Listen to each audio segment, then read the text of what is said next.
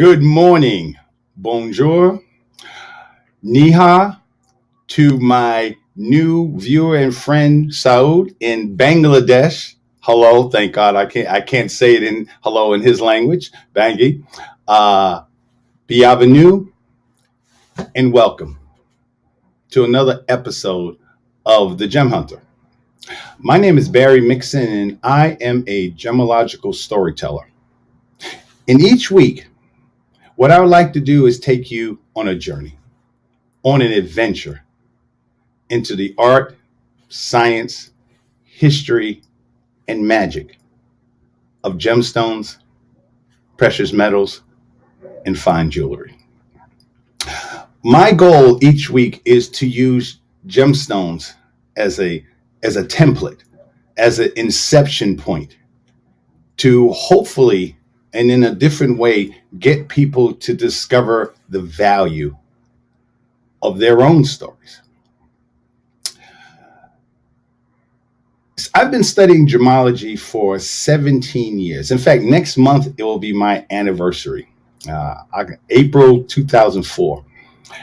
And when you decide or make the decision to become a gemologist, what you don't realize is that studying gemology forces you to see the world differently. Colors and shapes and dimensions have deeper meanings. You no longer just describe colors as blue or yellow or green. You describe them as yellowish green and greenish and blue and different. You start talking in terms of hues and saturations and tones. Becoming a gemologist is a lot like being a detective because you have to find the information you want. You have to use science and history and just general knowledge of the period of time and what the markets and everything is coming. What do people appreciate now about that piece of jewelry that you're holding in your hand? History becomes not a blur, but just more fluid, because one minute you could be holding something that was manufactured or made last week, and oftentimes I'm holding pieces that have been manufactured decades ago. And each and every gemstone is at least 10 to millions of years old. In the case of a diamond, 1 or 2 billion years old. So while you're being a detective, you also have to be a connoisseur, or as the French say, a connoisseur. I like that, a connoisseur. Because you're not only an expert of matters of taste, but more importantly, you have to be an expert of beauty. You have to see beauty, how beauty manifests itself in a variety of different ways. When I appraise a piece of jewelry, I have to step back. I have to take a moment to see each and every piece with a fresh set of eyes. I have to, as a connoisseur, I have to look at it and ask the question, what is it that makes that piece of jewelry beautiful? I have to have a kind of an unbiased view of it, because I can't determine what I see in my microscope right now as a testimony of just one type of beauty. I have to see it, forget about what I've seen in the past, and just take that piece of jewelry at what it is right now. How is it created? How is it constructed? What facets, the cut, the clarity, the color, all those things I have to sit down and look at and study. Not whether or not I would buy it, but what was it that so intoxicated the client that I'm working with, that made him or her buy that piece of jewelry. And once I discover the story of that piece of jewelry, because that's what an appraisal is. An appraisal is a story of that gemstone or that piece of fine jewelry. It's a story. I get a chance to tell the story of what that piece of jewelry is, serve witness to it, that it exists, but also what does it mean to the world. And once I get all that information, once I get the story of that piece of jewelry, then and only then, as a professional appraiser, am I authorized to put a value to it. As I keep saying to you over and over again, every episode, nothing has value without a story. So so when you take all that information in and you put that value to it, I began to think to myself, shouldn't it, if I have to take that attention to detail to a piece of jewelry, to a ring, to a bracelet, to a pendant, to a so many different things, necklace,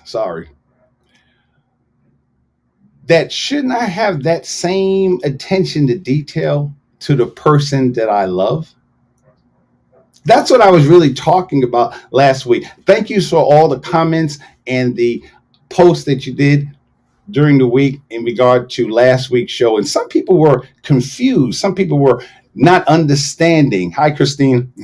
Some people were not understanding why I was taking and using those 5 women, Elizabeth Taylor, Mariah Carey, Paris Hilton, Halle Berry, Kim Kardashian. Why was I taking those 5 women and talking about their engagement rings or wedding rings, engagement rings, and making the comparison between the ring itself and how long they were in that relationship? And it's not because I have, as I said to you last week, and I'll say it again, I have no problem with anybody earning that, doing something to inspire a man to give a piece of jewelry that expensive, that wonderful, that incredible to a woman. I have no problem with that. My question is with the men. My question is the same thing that you saw, that same attention to detail that you used to buy that piece of jewelry for the person that you love, that woman that just so intoxicates you that you wanted to pick out a piece of jewelry that represents the romance, the feelings that you have towards that woman. That's what that jewelry is supposed to be. So I don't understand, if you took that attention to detail to create that piece of jewelry for the woman that you love, why don't you take the same amount of time to figure out who that woman is? See, to me, every man on the planet of dating age should study gemology, because the similarities, the analogies between women in gemology is just glaring to me. As a scientist, I made a bold statement. I have to have proof. So here we go. Think about the earth. The earth, everything we live on is made out of rocks. So there's rocks everywhere. And then when you take those rocks, big category, then you narrow it down to a mineral. A mineral is something that it's usually inorganic. It is inorganic, and it has a particular structure. That means the atoms come together in a certain format to create a certain type of mineral. So there are 4,000 minerals on Earth. 4,000 minerals. And then of the 4,000, myself and other people who are gemologists, we have to know at least 250 of them. And of the 250, now we're narrowing it down, of the 250, then we have about 50 to 60 that we see all the time. Your rubies, your sapphires, your diamonds, your pearls. The problem is that 50 or 60 that we have to see live amongst the 4,000. That's just like women. There's no shortage of women. I checked. I Googled how many women are there on the planet? What is the percentage of women on the planet? And Google told me, and the research said that 49% of the people who live on the planet Earth are women. So there's no shortage of women. Just like there's no shortage of rocks. There's no shortage of minerals. But just like a gemstone, what is rare is finding the woman for you. That's the real question. It's not about finding a woman, but finding a woman for you. And in order to find that woman, you have to know who she is. You have to know what you're looking for, first of all. In gemology, there is a course. There is a whole study, which is called gem identification, or gem ID for short. And they drill this into you because the thing that makes gemology so challenging is the fact that you have to know what you're looking at. The first thing you have to know is, what is that? In gemology, you can't just say, oh, it's red, so therefore it's a ruby. Wrong. I can tell you 8 gemstones off the top of my head that are red. Spinel, garnet, quartz. Quartz is the most abundant mineral on Earth. The most abundant, but quartz is also amethyst. Amethyst is the violet variety, the purple variety of quartz. So like a woman, you have to find that person that works for you. And I think that's the problem in relationships. We're just looking at people. Guys do it. Well, I think women do it as well, but guys certainly do it. We just look at someone and say, oh, she's red, so therefore she's a ruby. No, that's not true. It could be a whole lot of other things. You have to know who she is. You can't just look at a blue gemstone and just say that it's a sapphire. So this brings us to our homework assignment that I put on Facebook. Behind me, let me get off the screen for a second. Behind me are 5 blue gemstones. On the upper left-hand corner, you have gemstone number 1, gemstone number 2 going clockwise, gemstone number 3 in the lower left-hand corner, gemstone number 4 on the lower right-hand corner, in the center, gemstone number 5. And I got so many interesting comments and so many interesting posts on what people thought which one was a sapphire, which one had the most value. So, drum roll, please. All right, here we go. The gemstone on your upper left-hand corner is not a sapphire. It's not. It's actually a blue spinel. And spinel is the great imposter because spinel in the blue variety can look just like a sapphire. In the red variety, looks just like a ruby, because we learned earlier that rubies and sapphires are actually the same gemstone. They're both made out of aluminum oxide. So when you put chromium in that, in aluminum oxide, you make a ruby. When you put titanium and iron in it, you make a sapphire. But spinel can imitate that. So some of you were thrown off and said, oh yeah, number 1 is absolutely a sapphire. No, it's not. It's blue spinel. In fact, not only is it blue spinel does not come naturally in nature. So you have to treat spinel. You have to hit it with a nuclear bombardment. You have to irradiate it in order to create that color. The red version of spinel actually can be found in history in the royal jewelry in England. The crown, the imperial crown, has the Cullinan 2 in it, which is a diamond, a huge diamond. And it also has what many people thought was a ruby. It was called the Black Prince Ruby. And since the 14th century, everybody believed that was a ruby. It's not. It's actually a red spinel. 150 carat red spinel.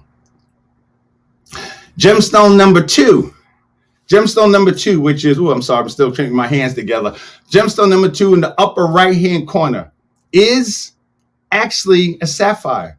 It's called a cashmere sapphire. They don't even produce this anymore. It's been all mined out. This is a spectacular sapphire that you can only see in rare collections or maybe the Smithsonian Institute, where you will see this cornflower blue. And when you actually see it, their color is so rich, you feel like you can dive into it.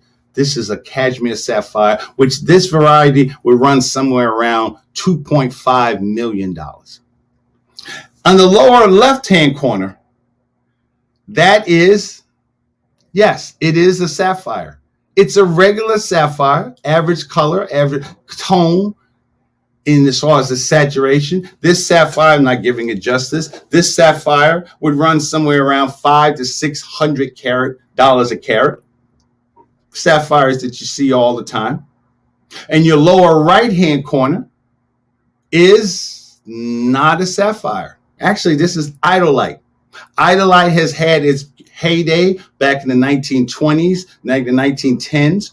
But it's still a gemstone. I don't separate whether a gemstone is precious or semi-precious. They're all beautiful. They're all rare in their own way. But that's iodolite, maybe $50, $60 a carat, if that much. And in the center is not a sapphire at all. It is a blue diamond. Yeah, it's called the Blue Moon Diamond.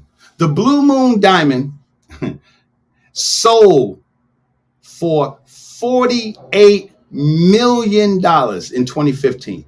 $48 million. And not only is it sold for $48 million, but the person who bought it was a Chinese real estate tycoon, and he bought it for his 7-year-old daughter. Yeah. Some of you are sitting there going to call your father up after work, after this show is over, and say, Dad, can we renegotiate my 7-year-old birthday present? Because I obviously got cheated. But let's fast forward 10 years, 20 years.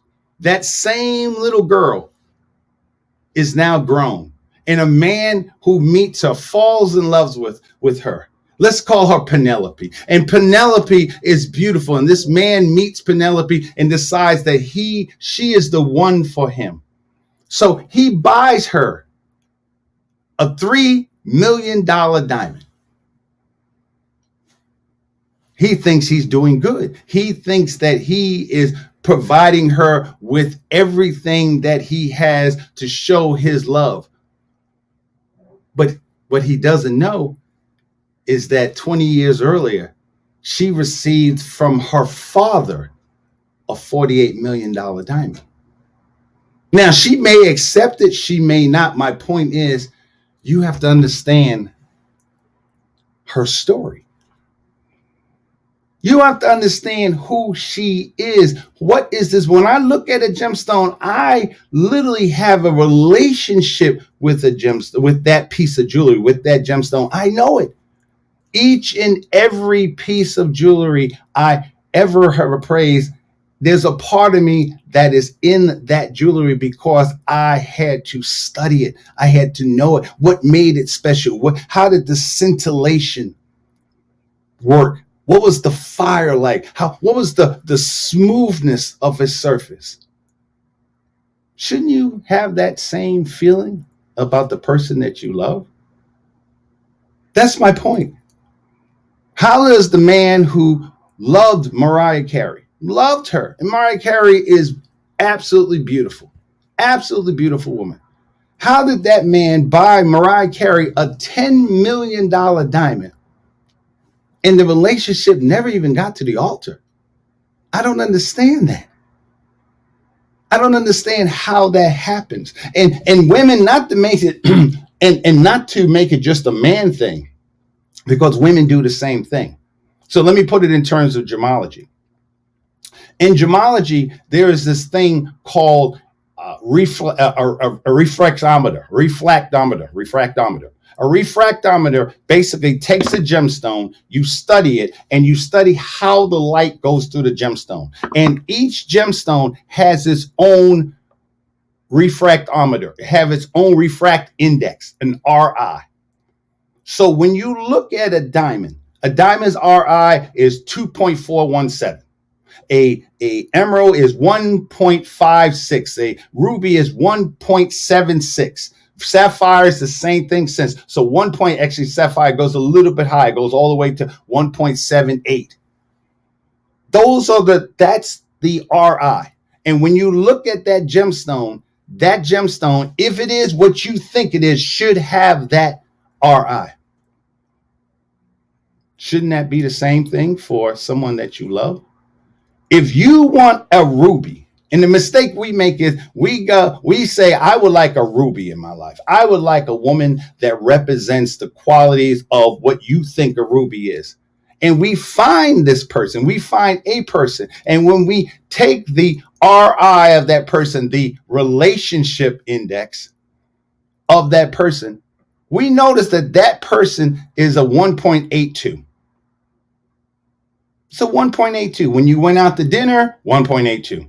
When you went to take that person home to meet your parents, 1.82. When you went to when you're doing bills, living different places, or doing different things, 1.82. But you wanted a 1.77. And we say to ourselves, well, it's kind of close, maybe. You can't do that in gemology.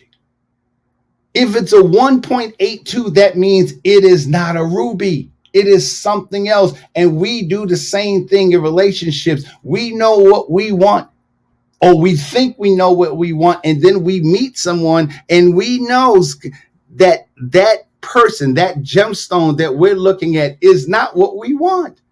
And then we make this decision to buy it anyhow, to be with it anyhow. Because what we don't understand is the attributes, and we'll go over this for the next 4 weeks. We'll go over what are the attributes of a gemstone. There's 5 attributes. A gemstone has to be beautiful. A gemstone has to be rare. A gemstone has to have durability. A gemstone has to have desirability, and a gemstone ultimately has to have value. The same thing that fits in a relationship. An appraisal is a romance. It's like speed dating. You're holding that piece of jewelry in your hand, and my job as a detective, as a gemologist, as a connoisseur, I have to understand what makes that special, what makes that beautiful. That's what we all have to do when we're in relationships, whether we with a female, whether it be with a male, just relationships. What is the relationship index? Who is that person? And what makes women so totally amazing, unlike a gemstone, I have to do all types of tests. Spectrometer, refractometer, microscope, loop. I have to use all my information to figure out what is that gemstone. Women will most of the time tell you who she is, what she wants. All you have to do is listen. If that person tells you who she is, then you don't sit there and say, well, what she really meant to say. That's who that person is. That's the problem that I have with you give someone a $5 million diamond to represent your relationship. The guy, Paris, who's actually the same name as Paris Hilton, when he saw Paris Hilton, he knew her for 3 months before he decided to give her a $5 million ring. He had all these jewelers from all around the world, 15 of them, creating this piece of jewelry that would represent his love for her. And yet the relationship, the engagement only lasted 8 months. That's what I meant, Christine. 8 months, and you give this woman a piece of jewelry that is at least 1 billion years old. I can't do that in gemology. I have to look at what makes that piece of jewelry beautiful, and not just beautiful to the client, but beautiful to me, beautiful to the world. What is beauty? Does that person have the attributes of what I want in a relationship? And we have to become honest with ourselves. As I said, and I'm saying this as a man who's been married 3 times, 2.5 times. And I say half times for those of you saying, what do you mean a half? I was involved with a beautiful woman for 10 years. That's a marriage. The only thing we didn't have is kids. Actually, she had a kid. So 10 years. So I'm not going to sit here and say, oh, she was bad, she was this. I had the pleasure of discovering 3 beautiful gemstones. But what I didn't realize was the gemstones that they weren't the gemstones that I was looking for. And that's another mistake that we as men make. We meet beautiful gemstones, and at first you really truly thought you wanted an emerald. You was like, oh my God, yes, that's what I want. My second wife was an emerald. She had beautiful green eyes. And I thought, oh, that's all I want in the world. I didn't realize the other characteristics that she was. And it's not that it was bad. It was just that it wasn't what I was looking for. It wasn't, if I use the same concepts of gem identification, of understanding who that person is, what do I see? The way that person interacts with the light, then I would know. Then you wouldn't make the mistakes that men and women make in terms of relationships. Women do that all the time. Women will look at a man, measure that man's relationship index, RI, and say, he is a 1.75. What were you looking for? You said that was a sapphire. So if it's a sapphire, then that's a 1.76. 1.76 to 1.778. That's what it is. That is the band that constitutes as sapphire. You said you wanted a man that liked children. But if you see the man is grumpy, he doesn't like children, he doesn't even like commercials of children, then you know that's not the gemstone that you're looking for. I think if men studied gemology, they would see women in a completely different way. We wouldn't have this situation where women are treated in the way they're treated all over the world, not just here in America. Because we don't take the time to figure out the story of the woman that we supposedly love. We don't figure out what is her characteristics, or her attributes, the attributes that we thought we wanted when we decided to be with that woman or with that person. Again, everything that I say means for men, women, women, men, women, women, men, whatever you fill in the blank. I have an appreciation and a love for women. So that's where my understanding comes from. So each and every relationship, each and every person I meet, male or female, I'm sitting here thinking to myself, who is this person? What type of gemstone is this person? And just like when you had your homework assignment, some of you thought that all these are sapphires. Some of you thought it was a trick question. And as you can see, they're not. Some of them were sapphires and some weren't sapphires at all. So I leave you today saying, take the time to discover the story of the person that you love. Figure out what he or she likes. What kind of gemstone are they? And I believe that your life will be far more beautiful, far more colorful for you taking the time to discover the value of that person's story and your story. So again, My name is Barry Mixon. I am a gemological storyteller, and I will see you next week with a brand new adventure into the art, science, history, and magic of gemstones, precious metals, and fine jewelry. Au revoir.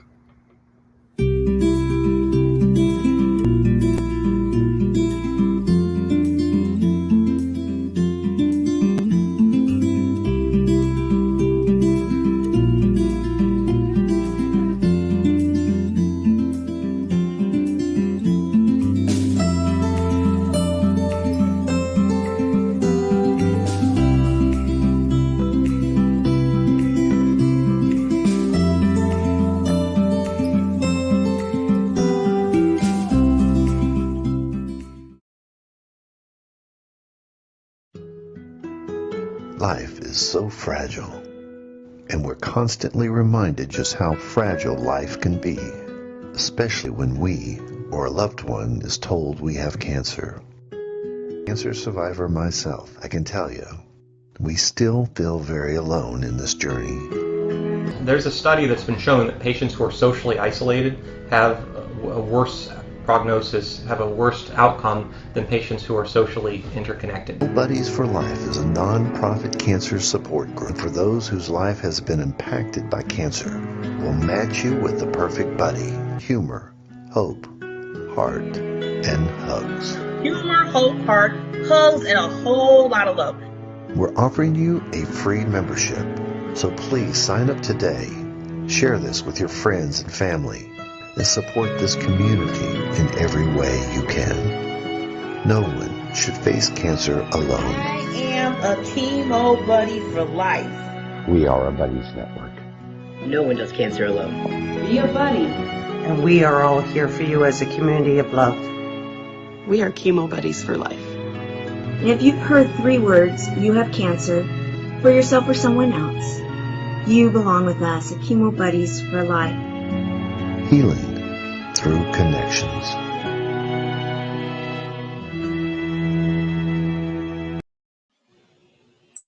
Hello, hello, hello. Why do I look like there we go.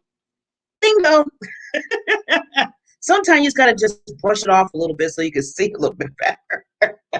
How is everybody doing? Good morning, good morning. We just had the wonderful lessons and teachings and skills and tips and just expertise of Mr. Barry Mixon. And I was listening. I always listen really detailed because he gets detailed what he's talking about, so you can understand more of how gems versus relationship versus women. And I'm loving every minute of it because I'm even thinking about, okay, you know what? As women, we need to step up. I think too. I know he talks about the men and how they, why are they buying this gem for all this money? They don't even know the woman. They don't even know the color of her eyes. And so me and Barry were having a conversation about this the other day about. It was funny because I was watching this movie and I'm trying to remember what the name of it is, but it was basically, there's 2 guys. One guy fell in love with this one lady, and he was just like it all with her. And basically, they see each other every day because she was tutoring him in a college. He was having some difficulties in math, and every day he would see her. They would see each other, get to know each other. And one day, she wasn't doing too well. She was going through some things with her boyfriend because she was still in her boyfriend. And, he asked her, okay, before we even do anything, before you even tutor me, what's wrong? What's the problem? She said, what do you mean what's wrong? Let's just get what we need to do. He said, no, we need to stop. And I see something's wrong with you. He said, because I see that something's missing from your neck. And she's like, what? And he's like, yeah, every day you come, you have a necklace with a little charm on it. And this little crinkle charm, it looks like maybe a little piece of an heirloom or something. And she's like, how did you notice that? And he said, what do you mean how did I notice that? I noticed everything about you. He said, your eyes, they're like really dark green. He said, you love the color green because everything you have on is only like that. He said, you always, when you laugh, you had that little squint in your eye. I mean, he was describing every little detail of what she was about. She's sitting there like, oh my God, how you're telling it. So, she really got in tune with the fact that he was really studying her and understanding how she is. That's how you build relationships, is Barry saying. So the next day, she has a dinner with her boyfriend. He comes out with a ring saying, he wants to marry her and engage her. And she looks at him kind of weird and she's like, she closed her eyes and she's like, what color are my eyes? And he's like, what does that got to do with the ring? She said, no, tell me what color are my eyes. I just want you to know. I want to know. You know my color of my eyes. He said, I don't know, black. I don't know. Your cousin's eyes are black. And she looks at him like, wow, we've been dating for 5 years and you don't even know the color of my eyes. She said, what's my favorite color? He said, I don't know. Every woman maybe blue, purple. So that shows you right there. That was an example of how, as we need to really engage with each other more, understand each other more of what we're about. And this goes right into what Miss Laura Armstrong talks about personalities and understanding who people are, who people represent. Now, I always say, I know we're always like, okay, do we got to study everybody? It's not so much a study. It's more so of just, okay, it's a communication. It's a communication. It goes with communication. You have your body language, you have people when they talk, and you also have communication when they're silent, when they're not saying nothing at all. That can tell you something about a person too.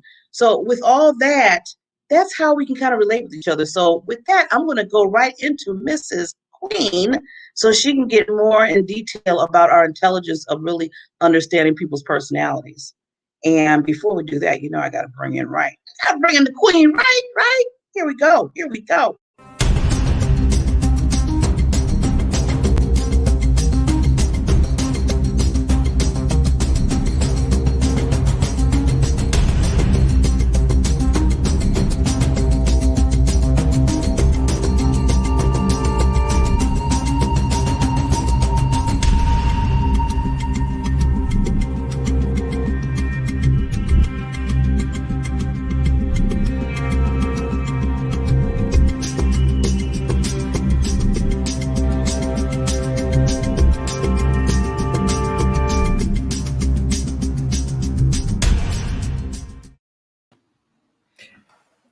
Good morning, everybody. Laura Armstrong here. I am your leadership accelerator and communication expert.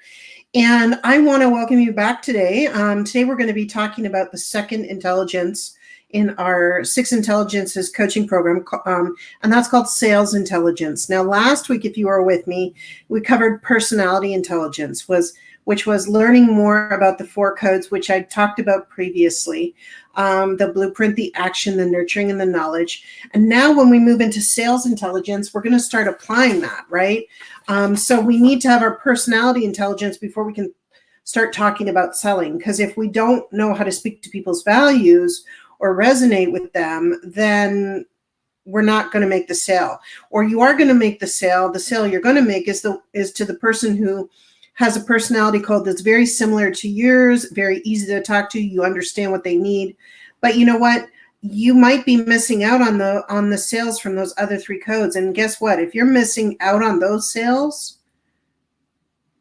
they're buying from your competition, right? Or they're going to your competition for what they need. And you don't want that. Okay. So let me back up a little bit. So who here actually doesn't like sales? And, the word sales can have a bit of a negative connotation to it. The classic, used car salesman, right, has given sales a bad name. If sales doesn't work for you, use the word influence, right? Or impact. You can use either of those. I've learned that sales is really the perspective you put on it, right? So what is it that you're always selling? Every conversation that's coming out of your mouth is a sale, right? It's really just a form of how you present yourself, right? So if I'm talking to my spouse or I'm talking to my friends, I may not have a product to sell them, but maybe I'm selling them my idea, or I'm giving them my point of view. So I'm trying to get them to understand me better is really what I'm trying to say here. So when you're doing sales, you want to actually make sure that you are speaking to people's values. And, you know, for the blueprint, sales is not exactly something that's comfortable for them, as long as, unless they have a process or a system involved where they go through their checklist and they've got all their I's dotted and their T crossed, then they're good to go. Okay. The action loves sales. They live for it. They live for the opportunity. They live for the thrill of it. They're all about earning the money. You know, they're all in. The nurturer loves sales too, but they love it in a different way, a totally different set of values. Okay. They love sales because it contributes to something, the bigger picture. It allows them to be authentic and connect with people. Okay. It also creates a great referral source for them, and they're all about the referrals. And the knowledge in sales can't make a decision unless they have enough information to go forward. So they're probably the hardest ones on themselves about sales. Okay. They may be super knowledgeable, but connecting with people to get to closing the sale can take longer because they need to realize that not everybody needs all that information. They just want to go, or they may need to feel more connected to, or they may need that process around it. Right. But if you're talking knowledge to knowledge, you're going to have no problem. So instead of getting that 1 out of 4 sales, why don't we go for 4 out of 4? Because I'm all about you guys winning. Okay. So the next thing you want to ask yourself is, do you believe in your product or service? Okay. And if you do, I'm going to ask you 2 questions. So what is the impact that your product, service, or offering, or even if it's an opportunity, creates on other people? Okay. So what is that? So you need to know what that is. What is the impact of what you're doing? Okay. And how does it change people's lives? Okay. And the other thing too that you want to talk about that is it tied to your passion and your purpose? And, you know, Barbara talks about that all the time, because if what you're selling isn't tied to that, then it's going to feel pretty empty for you. And your ability to succeed and step into success and your leadership and your power and your impactfulness and having more influence is going to be a much harder path, because you're just moving like a robot. It's not feeding your soul, right? Especially now, today, more than ever, we need to be really clear about why we're doing things, because time is the one thing you can't get back, right? And you want to make the most of that. Okay. So that just kind of gives you kind of a little intro into the sales intelligence. Okay. So BANK, the coding methodology that we use, reveals the personality of your prospect, as I spoke about last week. Sales intelligence, which is our second module, applies the personality intelligence, which was our first module, to the sales process by appealing to the customer's values and buying triggers for each personality type. So we're taking everything we learned in that first one and pulling it into this one today. So the BANK system was created for the purpose of revealing prospects' buying behaviors and personal motivations so that you have the information you need to increase your sales velocity. Okay. And you'd be like, what the heck is sales velocity? Well, sales velocity is actually an equation you can use to track your sales, how much sales you're doing and how much you're closing in what kind of time. Okay. So your sales velocity, a velocity is a measure of how fast something moves in a particular direction. And increasing your sales velocity turns you and your sales team into a sales force. Okay. And so we're going to be working on that today. Okay. So before I get into the sales velocity equation, I want to just talk about some sales conversations. Okay.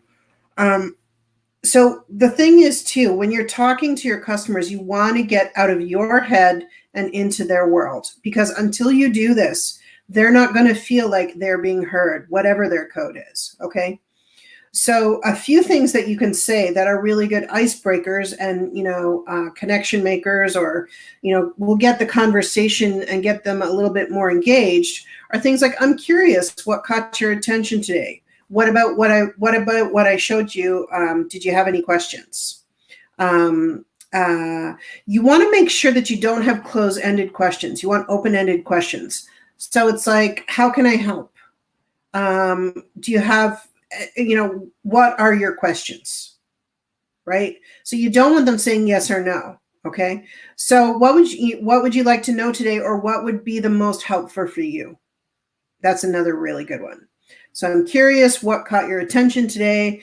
What would you like to know today? Or what would be most helpful for you? Okay, this is going to allow engagement between you and the person you're speaking to. And that's going to give you clues as to their code, right? So if, for instance, if you're selling a car, it could be something like, if I'm curious what caught your attention today. Yeah, I'm looking for an SUV so that I'm able to pack more stuff in my car. And, you know, we go on a lot of long trips and we want to be comfortable. I also like the height of it, right? So the first thing I'm noticing about someone who says something to me about that is they like to go on long trips. They're most likely traveling with their family or for business, okay? And they like to be comfortable, and it looks like they're going to be carrying a lot of stuff with them. So that could be luggage or camping or whatever it is. So they're most likely going to be high in the nurturing values, right? So these are the kind of clues you can start to look for when you're talking to people. Okay, and this is going to up your sales intelligence by integrating your personality intelligence. Okay, you know, the second question, what would you like to know today, or what would be most helpful for you? So the knowledge personality type would be like, well, I want to know what the specs are on the newest tech that you've got in this car, right? Like why is this model better than the other model? Okay, the blueprint's going to want to see if you've got a guarantee, okay, and what the safety ratings are. The action will probably want to know how fast it goes, right? And the exciting trips that you could take in it. And the nurturer wants to know, you know, can I bring my am I going to be able to use this van for my family, for the kids at school? They're thinking all about, you know, in more of a community setting and being authentic, right? And really finding out more about how the vehicle can affect their family and the way that they live, right? So when you're asking these questions, you want to be listening to the personality types that are coming through, because they're there. You just have to listen for it. Okay. And the third question you can be asking here as a sample question is, can I show you our tools and processes to provide predictable results? Is that blueprint or what? Right. And the blueprints mean, oh my God, yes. That's exactly what I'm looking for, right? So as long as you're speaking to the language that they're going to be hearing you, and you are also making them feel like they're being heard, okay? So the things that you want to talk about when you're having sales conversations, I'll just give you a couple here, are you know, timing and opportunity. So you know, it's on sale now, you know, where our sale ends tomorrow. You know, we've got this great rebate happening. We've got an extra year of guarantee, or, you know, the mileage or whatever it is, right? The next thing I would think about sample topics is, you know, the kind of innovative products that you would have, right? And proven success systems, you know, the business model and the structure, right? And the social shift to a digital gig economy. Like, you can buy your car online now. You never have to see it till it shows up at your door. Okay. So their topics are endless, you know, but you want to keep them geared towards what your passion purpose is. Okay. And make sure that what you're selling is, when you're speaking to people in their codes, that you're able to speak to them about what you do in all four codes. Okay. When you're selling. Okay, so now I want to bring us into the sales velocity equation, all right? So the sales velocity equation is a formula, okay? And according to Salesforce.com, there are only 4 factors that impact how much you sell, okay? So velocity equals the number of sales times the price times the percentage over the length of time, okay? And I'm not going to get too deeply into this, because I really feel like this is a whole conversation I could have. But what I want to bring home to you about this is, you can increase your sales velocity numbers on every single number on top, okay? And that's great. But what you really want to be increasing is your close rate. So you want to bring that number, the length of time for the sale on the bottom part, you want to bring that down. You know, sometimes you're going to have a 1, 2, maybe 3 call close. So it takes you 3 touch points to close. You want to bring that down to 1 touch point. And if you know your customer's code or their personality code, you can get to that. The only ones I think you're probably going to have the biggest challenge on are the knowledge types, because They just need a lot of information to make decisions. So that might be something that, maybe you get so good that you do have a one call close on the knowledge, right? So something to think about there. So sales velocity equation is very, very interesting. So plug that formula in. So it's going to be velocity equals number of sales times the price times the percentage, okay, over the length of the time of the sale. Okay, and the length of the time of the sale is where you want to be bringing that number down as low as possible. Okay, and that's going to shoot your sales up.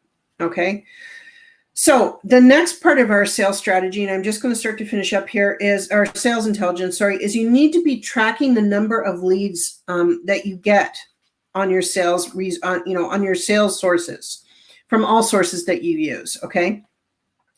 So you want to bring down your close rate, okay, and you want to be tracking the number of leads. And so for that, you're going to need a spreadsheet, right? And the things that I recommend you have in the spreadsheet for your sales intelligence are the targeted sales strategy would be to focus on how you plan to increase each of the variables in the sales velocity equation. So how many leads do you have in the pipeline? Right? So, and you can put the names of those people and how can you get more and how many do you need? Okay. And then the next one will be the deal value. What is your current average deal value? How can you bundle your product offerings to increase your deal value? Okay. So that's something you should be thinking about. And the win rate.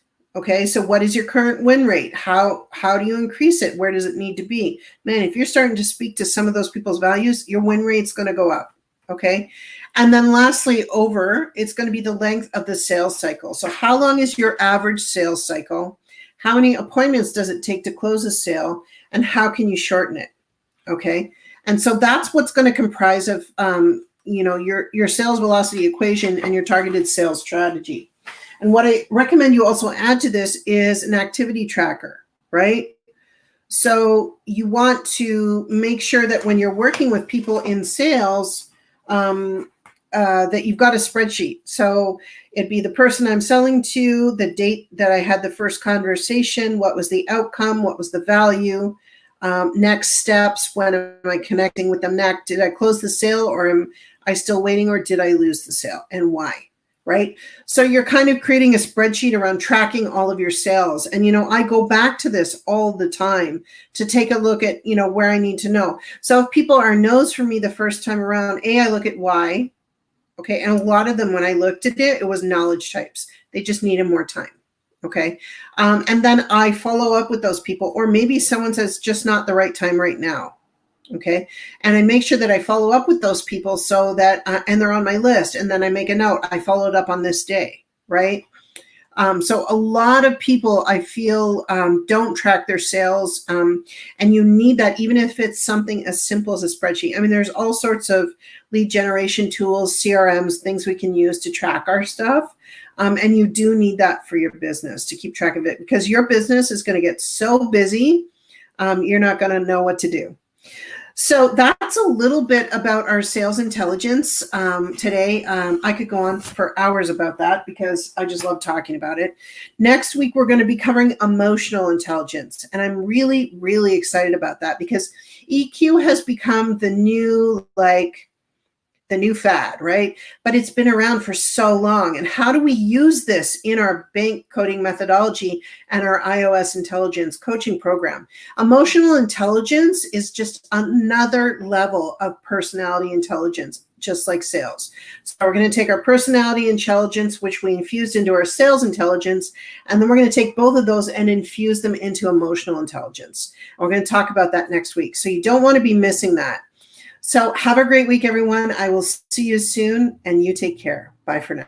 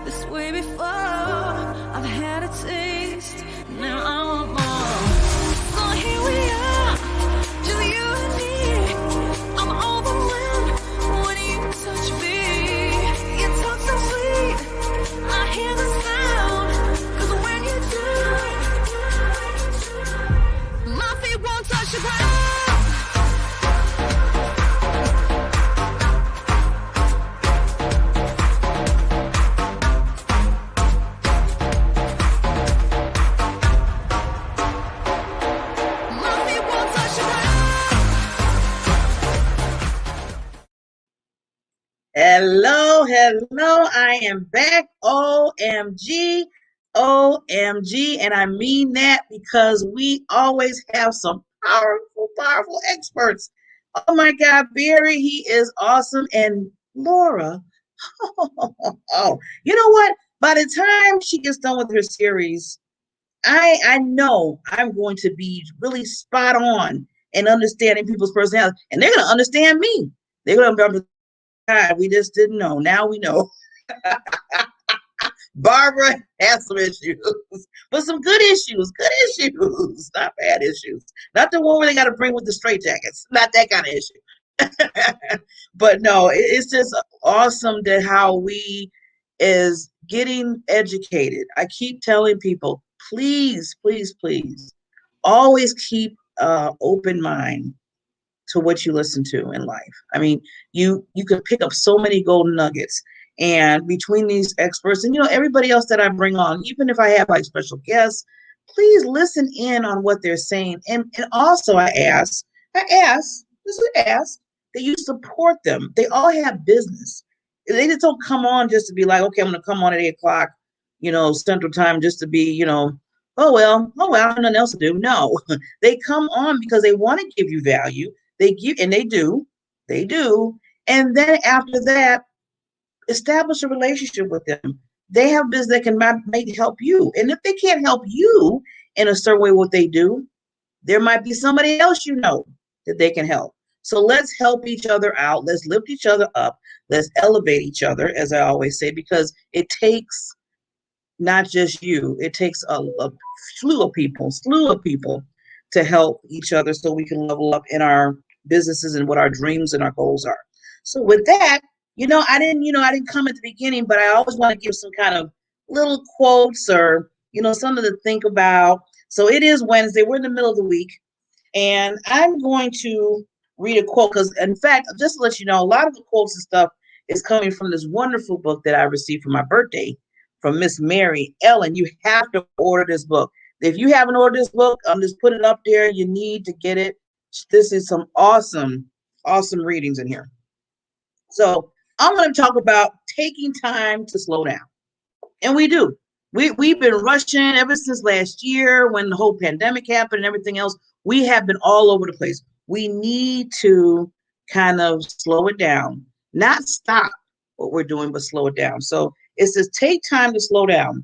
Rushing never gets you anywhere. In fact, it might even add to your frustrations. Slowing down allows you to breathe in all your sensations and experience. It allows you to fully focus your attention and energy on the task at hand, working at a slower pace. Helps you complete your work more efficiently and effectively. Slowing down gives you the opportunity to flow in your natural rhythm. Let go of the fast forward stress and allow your body to become grounded. Today, slow down, enjoy every moment of your life, enjoy your day. So let's just kind of do the whoosha moment. I always say, whoosha. And I always do that. When you think about it, when you see this, that kind of centers you to whatever's going around. You might be dealing with a whole bunch of stuff, but when you go whoosha, it centers you. And just close your eyes real quickly and open them up and be like, okay, I'm ready to move it forward. So let's take time. That's when you can kind of like see the things around you and let it just really absorb in your mind, in your body, in your soul. We have to do that. That's a balance. And talking about balance, do you know what your foundation is? What do I always say? Yes. And everything you do, your PPD, your purpose, your passion, your drive in your life. Balance helps you with your PPD, helps you focus more, understanding, hey, this is what I'm about. This is what I'm passionate about in my drive. The stories that kept me going, the stories that shows people that you are connected with each other, the stories, that's why I said what your drive is in the PPD. Your stories keep you moving forward because you're giving hope, not to continue with yourself giving hope, but you're giving hope to others that might have went through the same type of thing that you went through. So with that, I will see you all on Friday. We have, it is going to be April 1st, April 2nd. Can you believe it? We're going into April. Also, I forgot to say, I've been showing a lot of the videos for women. This is the last day for Women History Month. So with that, I commend each and every woman out there, Queen Diamonds, that I wish you all the blessings, and continue. Just don't let March be the month. Keep on striving. We have a lot more to accomplish as women, and we need to just keep it moving forward. I will see you all on Friday. And as I always say, you have what? You have a diamond in you. Just let it shine for others, because the world needs your gifts, your genius, and your talents to move forward. Bye.